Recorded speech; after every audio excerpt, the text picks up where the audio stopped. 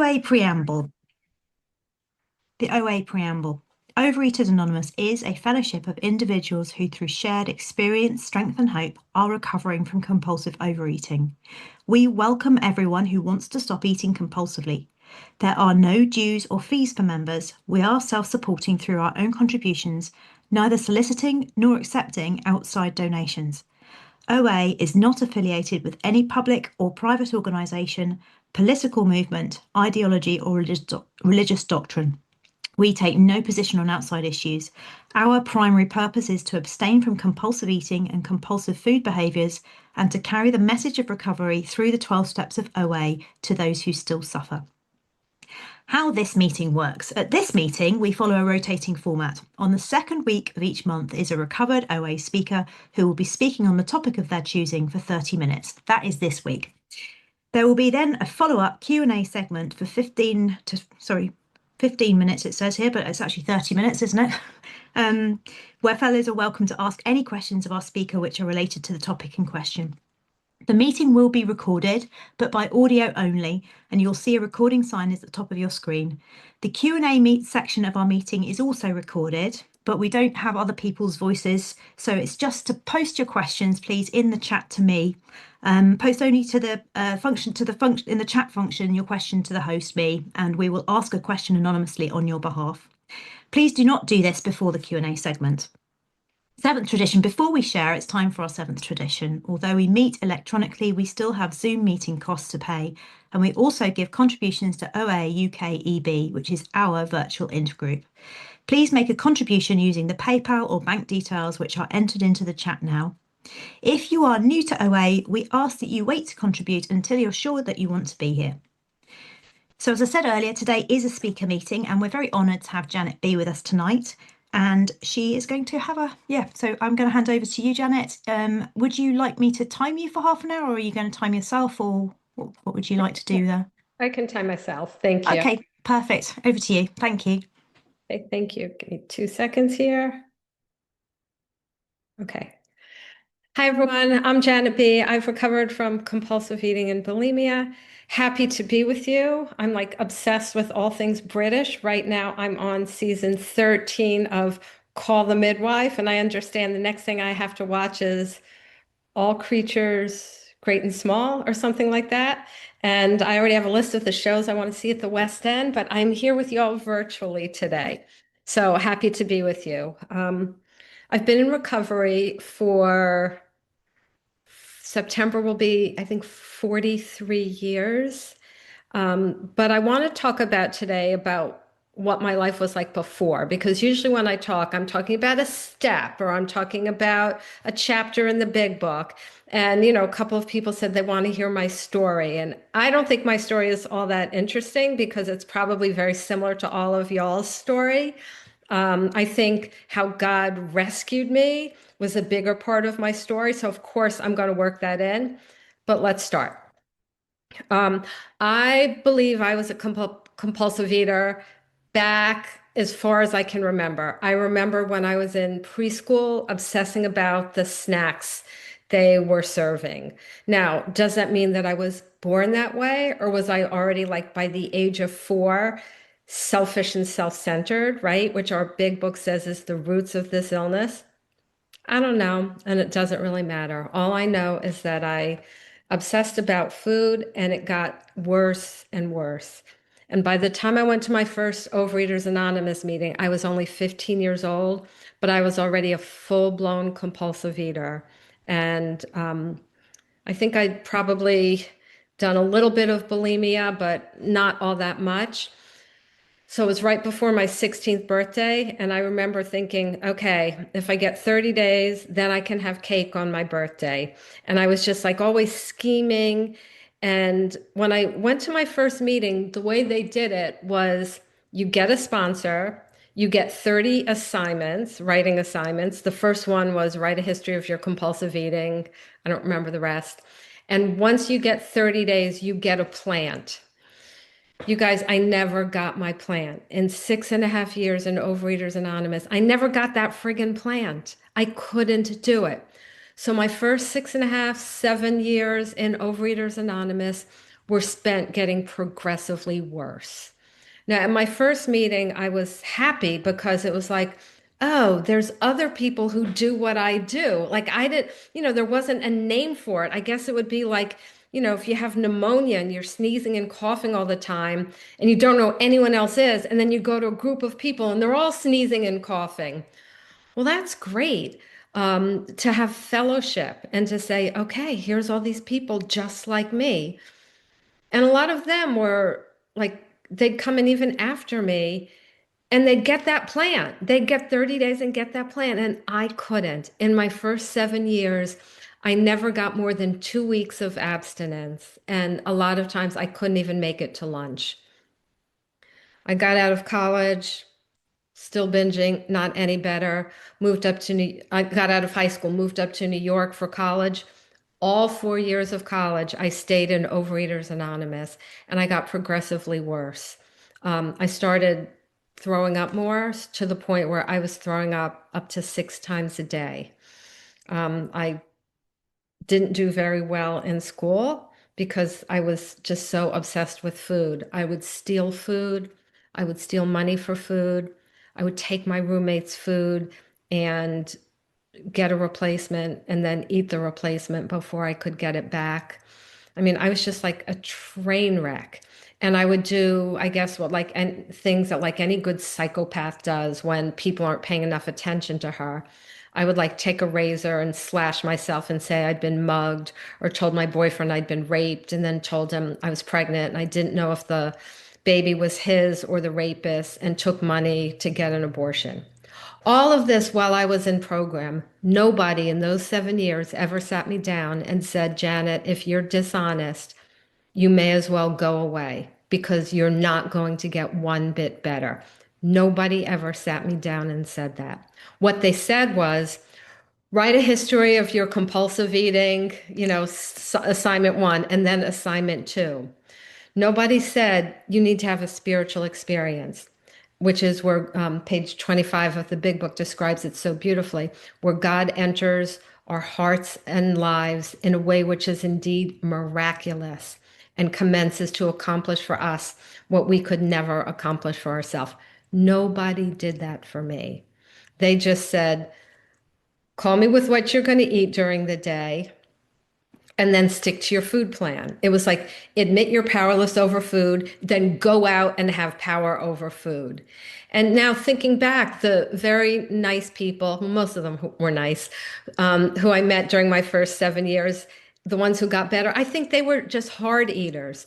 Those are the people who, yes, they have a problem with food, but they can get better with structure and support and a good food plan. A food plan that would leave out their, whether you call it alcoholic food, red light food, binge food. I mean, it's like my daughter is allergic to mint. So if she doesn't want to sneeze, she just doesn't have mint. Simple, right? So I think these were people like that. They're like, oh, if I eat X, Y, and Z, I can't stop. So I won't have X, Y, and Z. And then they gave each other hugs and, chips and tokens and all that stuff. And they were fine. And I'm like, again, I'm binging. And I just remember calling my sponsor and she said, what'd you binge on? And I told her. And it wasn't enough for her to tell me it was wrong. She had to call her sponsor and have her sponsor call me and tell me, why'd you eat that? You know what it tastes like, to try to, I don't know, shame me or guilt me into it. And it just didn't work. And I was worse and worse. And then I graduated college. So 4 years later, not one bit better. Still binging, still binging, still now I'm purging. And my purging got so bad that even years after I stopped, when I was recovered, my esophagus was so loose that I had to have major surgery and get it surgically retightened. Even years after, the damage was still there. So there I was in OA and I was miserable. It's like all these people seemed to be getting it and I wasn't. And it was horrible. I was very lonely. I was 22, 23 at the time. So I was young and I was cute. And because I threw up, I wasn't grossly overweight, but even throwing up to 6 times a day, I was 30 pounds heavier than I am now. So that can give you an idea of how much food I ate. And so there I was, just binging and unable to stop. And I went to this OA convention, and I was actually eating compulsively at the convention because that's just what I did, right? It's like I would go to work and I just like I couldn't not binge at work. I just couldn't not binge. And I went to this convention. I'm eating compulsively at the convention. And so first I walk into this room and this guy stands up and, he's thin. So of course, everyone thinks whatever he says is going to be gospel truth. And he stands up and he says, I have the secret. And like everyone got so quiet and I got quiet. It's like, okay, here it comes. And he said, next time you want to eat, just don't eat. And everyone's clapping and cheering. And I'm thinking, what the hell? Like, what is this? Next time you want to, if I could not eat, I wouldn't be at this convention. I wouldn't be at meetings. I'd like be at the movies and doing things normal people do. And I was so dejected. Um, by this point, I'd gone through about 50 different sponsors because I wanted to get better. People might say, oh, she must not want to get better, but that wasn't true. I wanted to get better more than anything. My problem wasn't lack of desire. My problem was lack of power. I didn't know how to get better. Um, and that's why now sometimes if someone's struggling and they'll say, well, I guess I don't really want to get better. And I'm like, really? Then like, why are you here? And they'll say, well, I must not want to because I'm not able to put the food down. I'm like, there's a difference between wanting to and being unable to. Said, if your fairy godmother, if there was such a thing, could come and wave her magic wand and remove your food obsession right now, would you tell her to go away? Believe it or not, twice people have told me, yes, I wouldn't want her to make the food obsession go away. And to that person, I said, there's really nothing that can be done for you, right? Because page 58 gives us two requirements to work the steps. One, if you've decided you want what we have, well, if someone doesn't even want their food obsession to go away, we don't even go on to point two, which is, and are willing to go to any lengths to get it. So I was willing, but it's kind of like if someone has diabetes and they go to a doctor and the doctor says the solution is penicillin. Well, penicillin isn't the solution for diabetes. So the person may take the penicillin and say, I'm doing everything I'm told, and they're not going to get one bit better. And that was my experience. I was in what I now would call OA light, where people talked about just meetings and assignments and not that you have a spiritual illness, the solution is spiritual, and that's all we got. So I left that meeting where the next time you want to eat, just don't eat hullabaloo was going on because I'm like, well, this clearly isn't the answer. And I went to another meeting. I'd seen two girls walking together. I walked in, I sat down next to one of them, and then the other one was standing up speaking. And she, just like this, she held up a big book and she said she hadn't binged in a year. A year. Remember, I'm the girl who couldn't make it to work without binging. Like my record was 2 weeks, I think 2 weeks. A year. And she had these like beautiful blonde curls, and I was afraid to go up to her because, like, how do you go up to an angel, right? You just don't speak to an angel. But I'd seen her with a girl who just happened to be sitting next to me, and I said, do you know her? And she said, yes, she's my sister. Come on, I'll introduce you. So she introduced me to Donna, my angel, who sat down with me, who opened the big book, and she made it come alive to me. She said, go to, read the big book, the first 164 pages, the text section, because that's what the program is. And then we'll talk when you're done. I skipped the talent show, went up to my room, read those 164 pages, came back, found her the next morning. And she said, are you willing to do everything that's in this book? And I said, no. And she said, what are you not willing to do? And I said, well, there's this guy that I used to date. And I told him that I'd been raped and got pregnant, and the baby didn't know if the baby was his or the rapist and took money for an abortion. I'm not willing to make that amend. Um, because I was secretly hoping I would get him back and he'd be my boyfriend again. And she said, are you willing to believe that by the time you get to the ninth step, you'll be a different person? And that made sense to me. So I said, okay, I can do that. And thus started my journey. So she lived about an hour and a half from me. I was in New York City. She was an hour and a half away. There were meetings up there. There was like, she said there was like a whole group of them who weren't binging. I mean, to me, that was like Disney World on steroids. How could a place like that exist? And I went up there and yeah, there were like a whole group of people who weren't binging. So after a few false starts, I went up there, got abstinent for a little, then binge, then couldn't get abstinent again. And I remember actually my first meeting there, what was really cool about the meeting is they allowed questions. So it's really cool that y'all do that here. So they allowed questions. So I raised my hand and I said, I've been in the program for 6.5 years and I can't stop eating. And this crotchety old timer looked at me and said, you may have been going to meetings for 6.5 years, but you have not been in this program. And I listened and I'm like, it's right. Like it, I mean, God must have given me a minute of humility because, prideful me would have said, like, who the hell are you to tell me what to do? But I was so desperate. It's like, yes, please tell me what to do.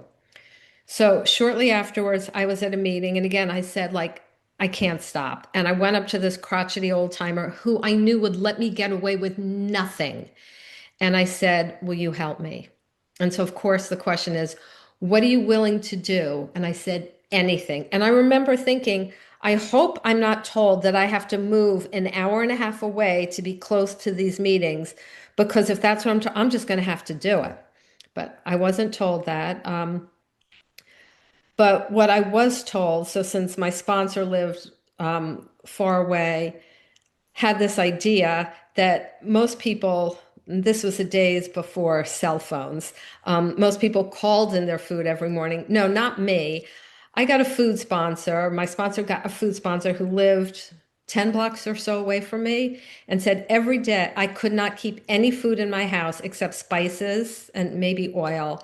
And every day I had to go to her house every morning before work with all my food for the day and show her what I was going to eat. And I said, okay. It didn't even occur to me to say, like, are you out of your mind? I just said, okay, okay. And I did it. And I walked to her house. And you guys, like, I have a phobia of pigeons.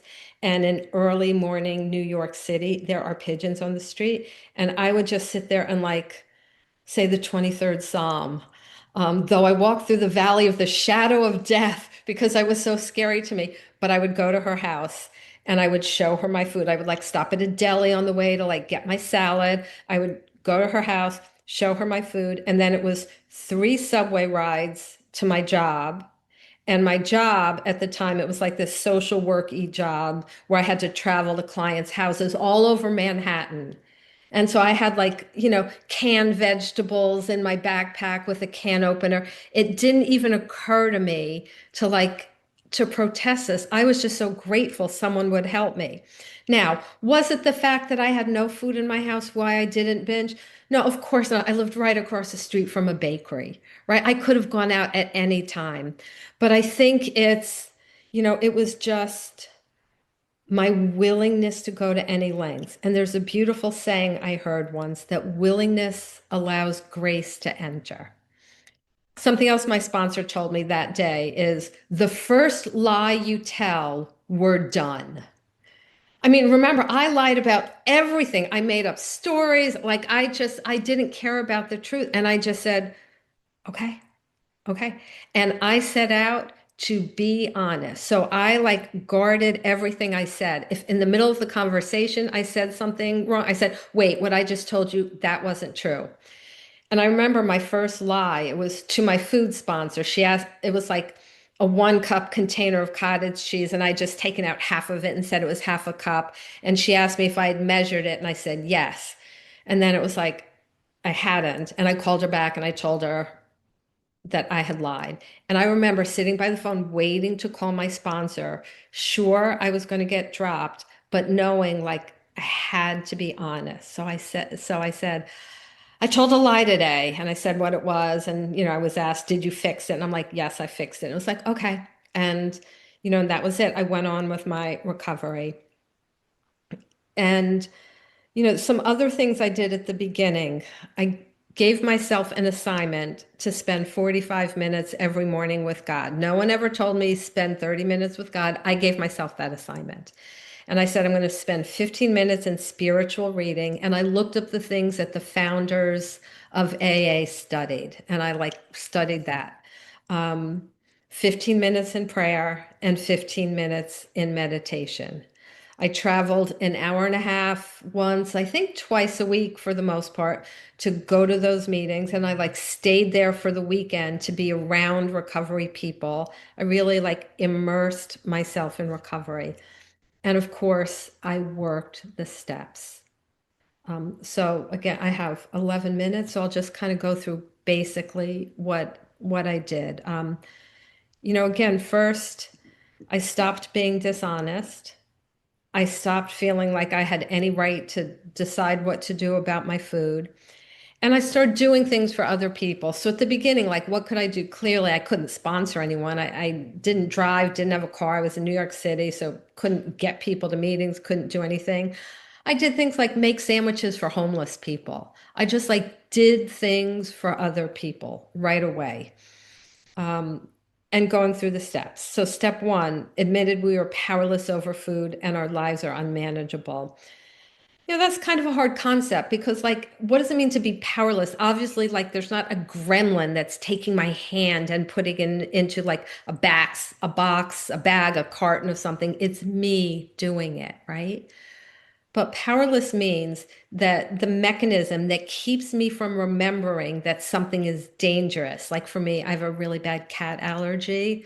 So I can't go near cats. And if someone invites me to her house, I'll ask, like, do you have a cat? And if she says yes, like my memory grabs the data points in my brain. You went near a cat, you had an asthma attack. You were near a cat, you got a sinus infection. Generates a thought that runs across the bridge to my conscious mind to say, stop, danger, cats will get you sick. That mechanism didn't work when it came to food. My memory would do its job, grab the data points. You say you're going to have one cookie, you're going to end up eating the whole box. You say you're going to have one scoop, you're going to eat the whole carton. Generates a thought to run across the bridge to my conscious mind to say, stop, danger. But the bridge was broken when it came to food. I had no effective mental defense, right? That's what our big book talks about. No mental defense against the first compulsive bite. So our big book tells us we need a different kind of defense. We need a spiritual defense from our higher power, which is God. And step two, came to believe a power greater than ourselves could restore us to sanity. Well, I had always believed in God, but now I realize like I was a practical agnostic. I believed in God, but it was totally irrelevant to my life. I didn't think about what does he want me to do. I just used him like a genie in the bottle, right? If I needed something, come out of your bottle, be my servant, then go back in your bottle and leave me alone. And I came to believe not only that God existed, but that he really cared about me personally. First, I believed that he restored other people to sanity. And then I came to believe that he could restore me personally to sanity. And usually that's a big jump, right? We believe that God can restore other people to sanity, but he won't for me. And I found that there's generally 5 reasons why people think that God won't restore them personally to sanity. The first is, I've tried this so many times and it hasn't worked. I've done some really bad things. I don't deserve it. I'm not willing to do the work. I can't remember the fifth one right now. It'll come to me in a second. So, or it's my fault. I've caused this. So to the person who says like I'm not willing to do the work, it's yeah, we're not promised we're going to be restored to sanity. To the person who says I've done some really bad things, Well, so did I. So did all the founders of this program, right? That's why there's a ninth step. We get a chance to fix it. And then our side of the street is clean. Sometimes, and I think this is the most common, it's not that I've done bad things. It's just this feeling like I am bad, this, feeling of shame, like I'm not worthy. And to that I say, I'm not worthy either. None of us are worthy. The founders of this program weren't worthy. But thankfully, worthiness isn't a requirement. It's nowhere in the big book that we have to be worthy. The only requirement is willingness to do the work. We don't have to be worthy. That's a big relief to me that I don't have to be worthy because I certainly wasn't and I still am not. Sometimes people say, well, it's my fault. I have this. And, again, the big book doesn't take any position on how we get it. Like, is selfishness and self-centeredness the root of the illness? Probably. But at some point they say, we don't know. We can't answer the riddle. But let's say I did cause it, right? And then let's say I'm walking down the street carrying my cell phone and texting while I'm walking, and I get hit by a truck and my legs get broken. When the ambulance comes, am I going to say to the ambulance driver, don't take me to the hospital? It's my fault that my legs get broken. Of course, I'm never going to do that. But when it comes to God, we get like all noble, like I have to fix myself up before I go to God. No, we don't. We really don't. And the fourth reason, which I could have used, I've tried this so many times before and it hasn't worked. Again, if I pick up my cell phone, it's like 50 times, or for 6.5 years, I try to take pictures, but I'm pushing the on off button and it doesn't work. And then someone shows me how to take pictures by pushing the correct button. If I'm willing to do it, it doesn't matter if it's my first day with a cell phone or I've been trying to take pictures for 7 years or 20 years. Suddenly I can take pictures. So I came to believe that God really could restore me to sanity. And I want to be really clear that it's God, God as we understand him. I know there's this people who say, well, your higher power can be anything as long as it's not you. Really? Like a doorknob can restore me to sanity? That makes no sense. Or even a group. I mean, you all might love me, but if lack of power is my problem, you can't give me one drop of power. All you can give me is information. And again, sometimes people say, well, what if someone can't believe in God? Can they start smaller, like with the group or, I don't know, anything, nature? It's like, no. If I go to the doctor and I have pneumonia and the doctor says to get better, you need to take penicillin. And I say, no, no, no, no. I don't like swallowing pills. And the doctor says, okay, then just, rub an ointment on yourself. I'm not going to get better because the solution is penicillin. And a good doctor will say, sorry, that's all I got. And for us, all we got, all we have is these 12 beautiful steps that lead us to have a spiritual experience. So once we come to believe that God can restore us to sanity, and what generally happens is when someone starts working the steps, and then it's like they're abstinent for a day, a week, and it's like, oh goodness, like I'm not really thinking about food all that much. I'm thinking about God and, being useful to others. And they're like, yeah, I believe God can restore me to sanity. And then and only then can a person turn their will and their lives over to God. So for me, it was like, God, you take all of me, not just my food, like how I do my taxes, how I treat people. God, you've got it all. And then steps 4 through 9 are just cleaning up our past, right? Looking at our resentments, our fears, the harms we've caused, um, asking God to remove our defects of character. To me, it's so beautiful. I identify my defects, share them with someone else, but He removes them because I can't. It doesn't mean we're made perfect. I don't know why He's removed some for me. So now, for instance, I cannot lie. Even when my kids were teenagers, they would know, they'd say, like, I remember my son saying once, my mom's a lot of things, but she's not a liar. So that's a good compliment from a 16-year-old. Um, and then I made my amends. I did go back to that guy who I'd, taken the money from and told all those lies to, made that amend. Strangely enough, he did not want to be my boyfriend again. I cannot understand why, but that's okay. And now I live my life 10, 11, and 12. So step 10, I clear away the wreckage of each day. If I get a resentment, a fear, cause a harm, indulge in any of my character defects, I try and clean it up right away. Step 11, I pray and I meditate to try and get a better understanding of God, to get closer to Him. And I find that just by praying and meditating, it changes me. I just read something that, like, by praying, that's how God reorders our loves, reorders our priorities. So that I try to spend an hour each morning in prayer, meditation, spiritual reading.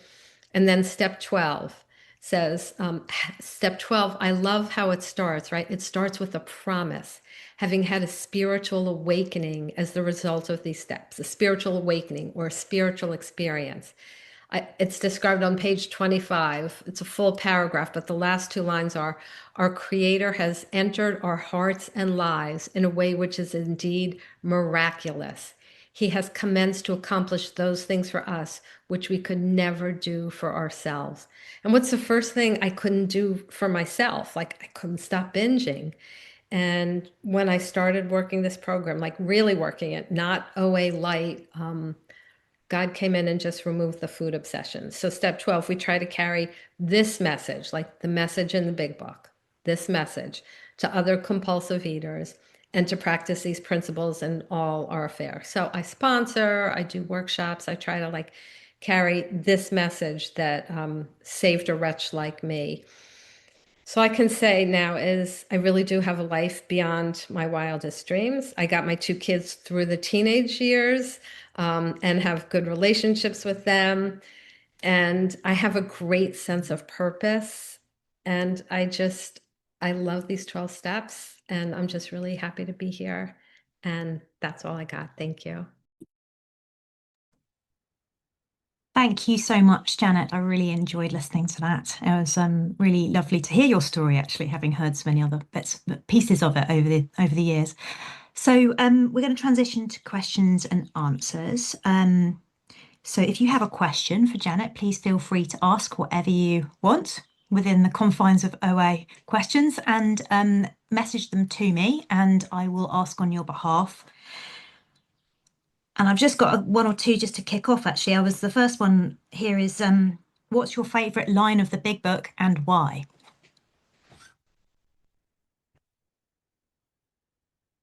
You're muted, Janet. We're going to miss it. Wait, That's okay. Page 55. Deep down in every man, woman, and child is the fundamental idea of God. I love that because it tells me when God created me, created all of us, He put in us like two lungs, two kidneys, one heart, one stomach, and the fundamental idea of Himself. And the next line says, it may be, I think the word is obscured by pomp, calamity, and worship of other things, but in some form or another, it is there. So that if I can't access my fundamental belief in God, there's either like calamity that I need to work through. Like, why did God allow, this person to die of cancer, that to happen? Pomp, which is worship of myself and worship of other things, like what my idols are. So I have to look to see what blocks me. But it's there that God loves us enough that He plants the fundamental idea of Himself in us. So that's my favorite line. Brilliant. Thank you. So the next question I have here is, what is your most powerful relationship builder with God that keeps growing your relationship with God? I mean, step 11, spending time with Him every day, spending time and reading things that where I mean, I read the Bible, right? And it's to get to know Him better. And there's just plenty of books that the AA founders studied. So I've studied those also. And also doing what I think He wants. So those two things, right? If I'd like just read about God but went out and robbed banks, well, that wouldn't do me very good. So I also like try and do what I think He wants me to. Thank you very much. So the next question is, What does meditation look like for you? So there's a pamphlet. It's called How to Listen to God. And it talks, and I often use that approach. It's the approach I like best. After I've done some spiritual reading, I get quiet with pen and my journal, and I always ask, well, yeah, generally two questions like, God, I pray for knowledge of your will for me and the power to carry it out. And how can I help the still suffering compulsive eater today? And if there's something else on my mind, I'll ask that as well. And then set a timer with some music for between 10 and 15 minutes.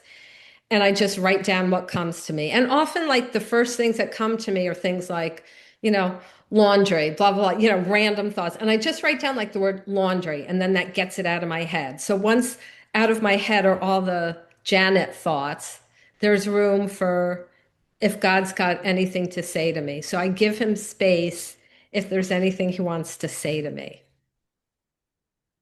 Lovely. Thank you so much. So the next question I have here is thank you for your share and service. Has your relationship with God changed over the years? I hope so, right? It's supposed to. It says we're supposed to grow in understanding and effectiveness. Some people blame God for the bad things in their lives. I never blamed God for it. And I hope that I've become like more obedient and more faith-filled and have just more knowledge of his character. But there's still like I feel like I'm still a beginner, that there's so much more I can learn. Thank you so much. Yeah, absolutely.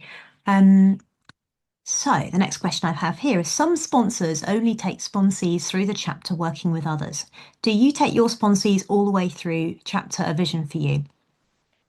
So I do it little differently. I don't take them through chapters. I take them through steps. Obviously, the steps are in the chapters, but I don't like sit there and I don't do it like that. It's like first we do step one. And yes, it involves some reading selected points in selected chapters. So I take them through all 12 steps. So the ones after Two Wives, a Family Afterwards, Two Employers, and A Vision for You, and then Dr. Bob's Nightmare. I have podcasts on, so they know that if they want to hear my ramblings on those topics, they can listen. And then if they want to discuss it, I certainly will. But no, generally, I take them through 12 steps and then talk to them about sponsoring. And then they usually tell me, come back like with their first couple sponsees. They generally have questions. And what I do with them then is I pair them up with someone else that they can do their nightly reviews with. I tell them to be in touch like a few times a week with their partner, and that I'm there for the emergencies, but they don't need me so much anymore. And then I have a meeting for my sponsees, usually once a week, like let's say 3 out of 4 weeks in a month, I'll have a meeting with my sponsees where all together we'll maybe do something out of the AA 12 and 12 or another piece of literature. Or when someone just recovers, she'll tell her story to the group because then it's like a small group of women. And this way I like keep in touch with all of them. Brilliant. Thank you for that. So the next question is, what does balance look like for you? So I think for me, the better question or how I would answer that is I try to do God's will. So some days it means I may have a few hours to lie on my couch and read a book. And some days it may mean, like today, I'm at two meetings. And some days, I'm like working with a bunch of people. So I think it's always just looking to see what is God's will for me. So, like when I had little kids at home, of course, like I had to spend time raising my children and, playing with my children and being with my children. So I find if I just think like, what do I think God wants me to do today, then I'm okay.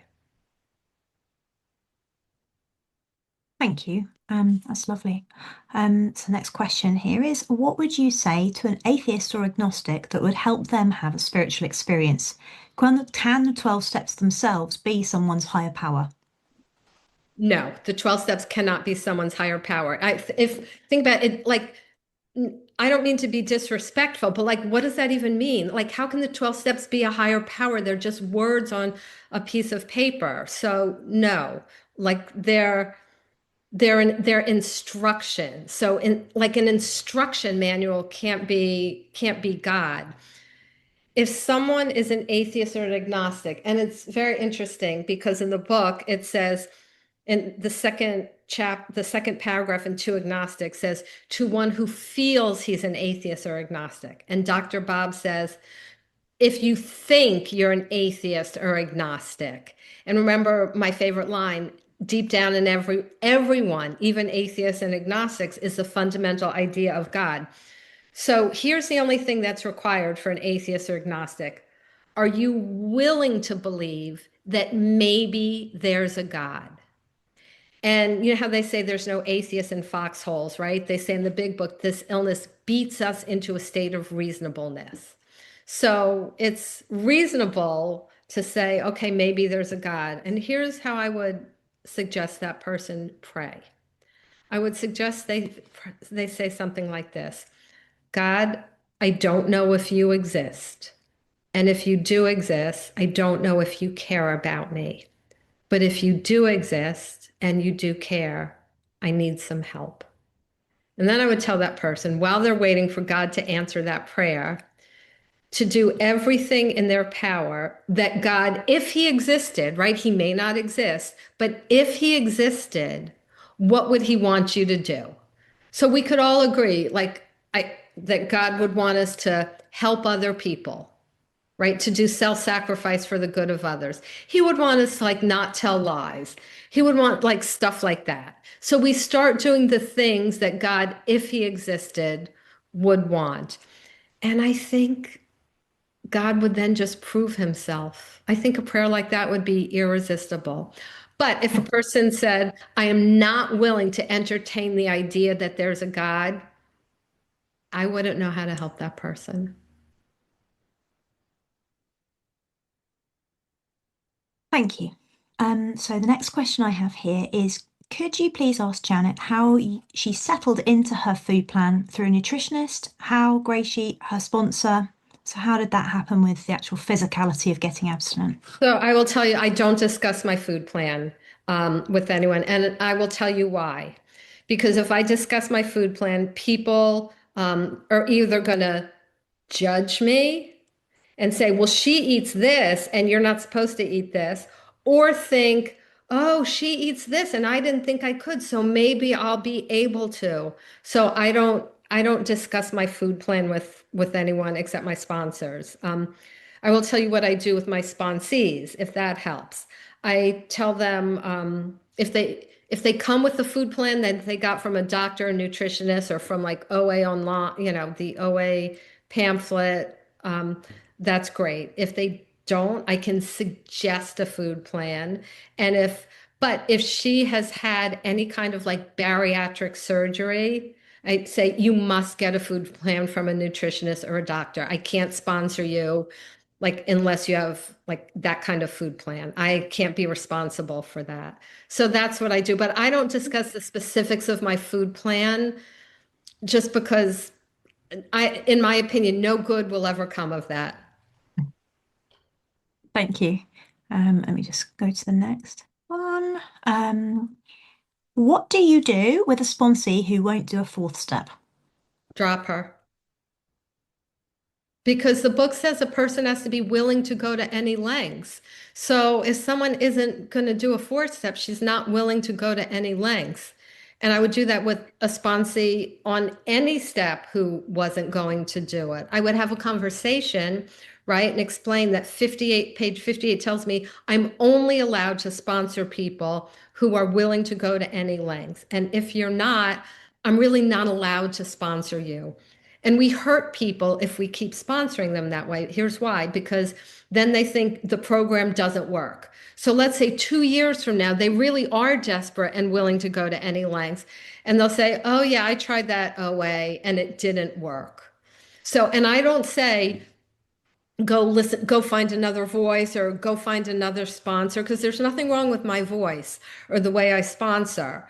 And so I don't want them to think, okay, well, I need a different sponsor. I just say you're not willing to go to any lengths, and therefore, according to page 58, you're not really ready to take the steps. Of course, I don't say it meanly, but it's again, if I'm a doctor and someone comes with double pneumonia and I say, you need penicillin, and they say no, I got nothing else. Thank you. So the next question is, how long averagely does it take you to get people through the 12 steps?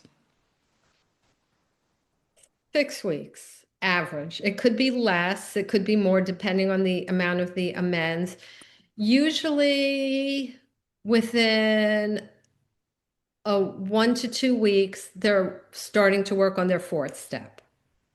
And then it depends how long it takes for their fourth step. Maybe a week. And then fifth step is generally, a few hours. And then it depends how many amends they have. So usually I would say it can a month or so, a month, 6 weeks-ish. Thank you very much. So I've got another question here that says, could you ask Janet for her tips on how to connect with a higher power first thing in the mornings while looking after small children, as it can be quite challenging? Thanks. Um, Ideally, get up before the children.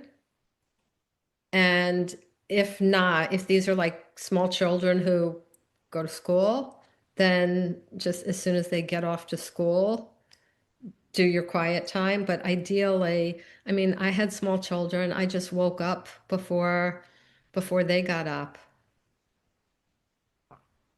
Thank you. And also, how do you work with your sponsees who have already been through the steps but need something new in their recovery? Do you rework the steps with them ever? That's a good question. So it depends. So sometimes a person just, if someone's, I'm assuming if this is someone's coming to me new, they just need an Uber 10th step. It's like they've gone through the steps, but they kind of got off track. So they need to do like an Uber 10 steps. So I have them do that, and then I listen to it, and that's that. If I've taken, but sometimes, again, this is someone who's coming to me fresh, and she's been through the steps, but she's just really, it just, after a couple questions, it seems she's never really been through them properly. I'll take her through them again. If I take someone through the steps and they relapse, I generally tell them, you have a day to like figure out the cause of your relapse. And I have a podcast on it. It's called Pitfalls in Recovery. So I'll make her endure the podcast, figure out where she got off track, and then together we'll come up with a plan for how to get her back on track. Brilliant, thank you. So next question here is, thanks Janet for a great share. Can you talk more about what changed for you to fully begin working the steps after 7 years of struggling in OA? I heard a solution. I mean, I don't think it was, I think maybe if I'd heard that solution 5 years earlier, I would have started working the steps 5 years earlier, but I didn't hear it. And that is why I am so passionate about carrying the message of the big book, because I I assume that there's other people like me who come around and they try and they, have been to meetings where the message hasn't been shared. It's kind of OA light and they haven't gotten better. So I think that's really what changed for me is that I heard the message and I was desperate. I was just desperate. I mean, I was 23. I was cute. I was, had an apartment in New York City and I was just like a walking zombie. I was just desperate. So when, desperation and then heard the right information. those two things together. Magic ingredients. Thank you so much. So next question here is, do you hear all of your sponsees' fifth steps? I Um, guess the context being it, do you sometimes delegate? I don't know if that's the question really, but yeah, do you hear all of your sponsees' fifth steps? yeah, the only time I didn't is when I was out of the country for a long period of time, and I had someone on a fifth step, and she was ch on a ready to do a fifth step, and she was chatting with someone, another one of my sponsees who was recovered. So I said, like, if you want to do your fifth step with her, go ahead. But no, normally, I've never like been working with someone and they said, I don't want to do my fifth step with you. No, brilliant. Thank you. I suppose it may happen, but it hasn't yet. Not yet. No, good. Thank you. So the next question here is, how do you help someone who suffered abuse in the name of God believe that this food program will work for them? Okay, so when I work with someone on step two, I talk about prejudices that we have against God. The big book talks about them in We Agnostics.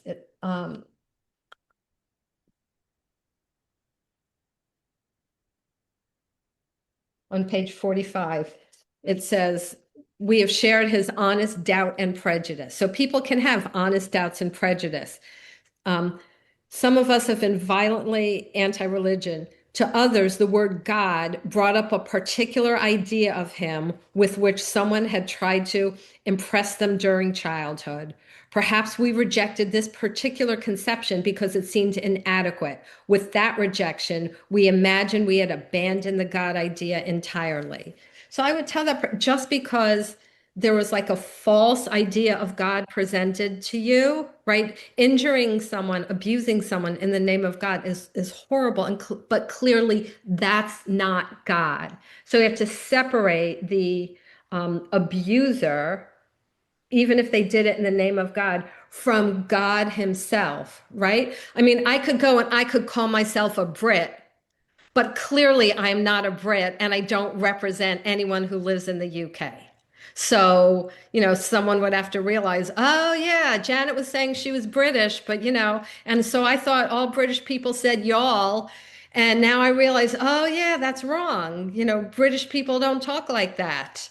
So, do you see? So it's the same concept. We have to all it is, we don't have to make it harder than it is. It's a prejudice, right? A prejudgment that, people of God are, this person who said they were godly was an abuser, therefore God is abusive. No, it's false.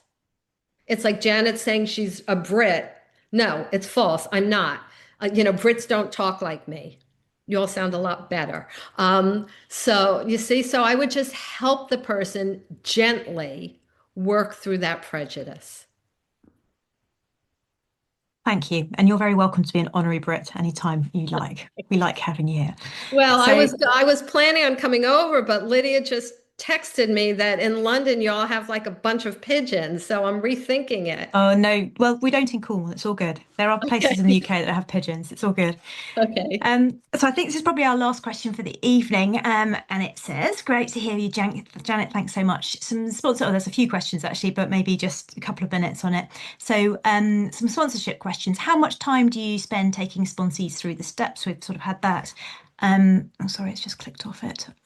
Where's it gone? Uh, how many do you work with in OA work at any given time, and any bottom lines for not continuing to work with a sponsee? So some of that's sort of come up already, some hasn't. Okay. How many do I take through at a time? I have people who've like been through the steps who I'm still available to, but new people through the steps, generally three. If I do more than that, I may start like going a little crazy, maybe four max, but I usually, if like there's a fourth person, I feel like, oh, I really want to work with this person, or I really feel like I should. But usually I max it out at three, like active, in the steps, especially the early part. Bottom lines, yes. So what I generally do is I have three meetings with someone. First, an initial conversation, then I give them something to do, we discuss it, give them something else to do, we do a little work in the book. And then I tell them, okay, here are the things that I require, and I give them a night to think about it. So the things I require are, a certain amount of meetings a week and certain ones, certain amount of phone calls, rigorous honesty, that they do some active self-sacrifice every day, that 30 minutes every morning in prayer, meditation, spiritual reading, and that they have a food plan that's weighed and measured and texted to me before breakfast. I say, once you're through with the 12 steps, if you don't want to turn your food over every day, that's fine. But while we're working the steps, you do it. So those are the things I require. I tell them to take a night and think about it. And if they do, then I pretty much I hold them to it. I treat this like this time of working the steps like outpatient rehab.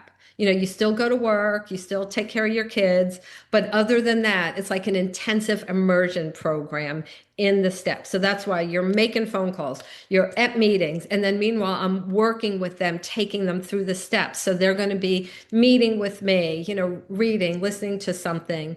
So it takes up a good chunk of time, but I found that seems to be the best way.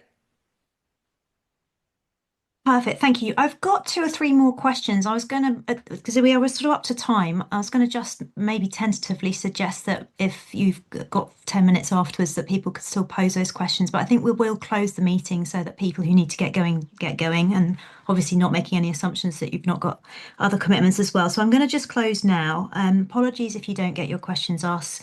Thank you to everybody for coming up with such great questions. So sharing time has come to a close. Thank you so much to Janet B for your time and energy and input this evening, your service. Really have enjoyed it, and I'm sure a lot of people have got a lot from it. We will now open the chat to share our numbers for outreach. For those who would like to, please do share your name and numbers. If you are an available abstinence sponsor, please indicate that you are and that you're available to sponsor so people looking can take your number. For any newcomers, we have a newcomer hub where newcomer greeters we'll be very happy to have a more informal chat or answer any questions. To any newcomers who'd like to stay behind at the end of the meeting, please raise your virtual hand electronically when we've closed, and we will make a breakout room for people to have a chat. This group also has a WhatsApp group for fellowship and inspiration. Please see the chat box for the link and feel free to join. It's a nice active group and lots of helpful things are posted there. And now we will close the meeting in the same way we always close a New Freedom Big Book study, by reading the 12 promises of recovery as laid out in the Big Book of Alcoholics Anonymous at the bottom of page 83, starting with the paragraph, "If we are painstaking," and ending, "If we work for them." Would you be happy to share those, Janet? Would you be happy to read those? I want to let someone else read it. Okay. Do you mind? Any takers? I'm just sort of Due to the, we have to stop the recording yet, so it okay. has to be either Oh, one of okay. the Well, officers that I'll do sign it. off Shall I do it or then? Let's do that. I see. Okay, thanks, Cara, for pointing that one out. Okay, I will read them then. So if we are painstaking, so we're on page 83 of our big book from Alcoholics Anonymous. If we are painstaking about this phase of our development, we will be amazed before we are halfway through. We are going to know a new freedom and a new happiness. We will not regret the past nor wish to shut the door on it. We will comprehend the word serenity, and we will know peace. No matter how far down the scale we have gone, we will see how our experience can benefit others. That feeling of uselessness and self-pity will disappear. We will lose interest in selfish things and gain interest in our fellows. Self-seeking will slip away. Our whole attitude and outlook upon life will change. Fear of people and of economic insecurity will leave us. We will intuitively know how to handle situations which used to baffle us. We will suddenly realize that God is doing for us what we could not do for ourselves. Are these extravagant promises? We think not. They are being fulfilled among us, sometimes quickly, sometimes slowly. They will always materialize if we work for them. So thank you for joining us today. And I was just also going to give a little bit of a mention, a shout out to Bill W. and Dr. Bob, who founded AA this time 86 years ago. I think I worked it out today. So I don't think any of us would be here, and certainly I would not be here. I would be dead without that conversation that they had together. So I'm very grateful to them and our Mother Fellowship for giving us Overeaters Anonymous as well. So thank you for joining us today.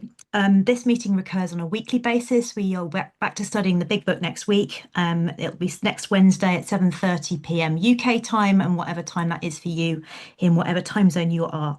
May your higher power bless you and keep you until then.